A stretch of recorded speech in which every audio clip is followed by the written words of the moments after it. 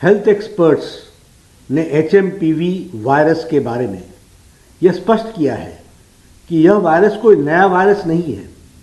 इसकी पहचान सबसे पहले वर्ष 2001 में हुई थी और कई वर्षों से ये विश्व भर में फैल रहा है। एचएमपीवी वायरस एक ऐसा वायरस है जो हवा के जरिए सांस लेते समय एक दूसरे में फैलता है।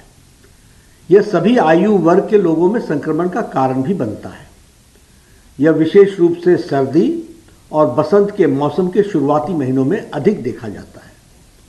चीन में जो एचएमपीवी वायरस के मामले पर हाल ही में आई रिपोर्ट्स पर स्वास्थ्य मंत्रालय ने Indian council for medical research के साथ और national centre for disease control के साथ और वर्ल्ड हेल्थ ऑर्गेनाइजेशन के साथ चीन सहित पड़ोसी देशों में स्थिति पर कड़ी निगरानी रखे हुए है। WHO ने भी स्थिति का संज्ञान लिया है और जल्द ही वो भी अपनी रिपोर्ट साझा करेंगे हमसे।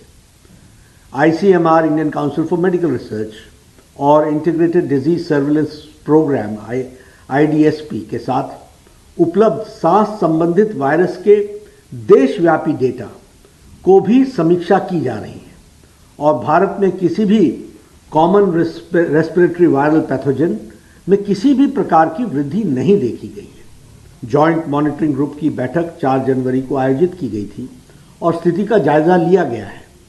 देश के हेल्थ सिस्टम्स और सर्विलेंस नेटवर्क्स किसी भी उभरते हुए हेल्थ चैलेंज के प्रति क्विक रिस्पांस देने के लिए सक्षम है और तैयार है। हम स्थिति का क्लोज मॉनिटरिंग कर रहे हैं।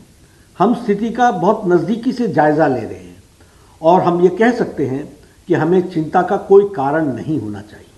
स्वास्थ्य विभाग इन सारी बातों पर नज़र रखे हुए है।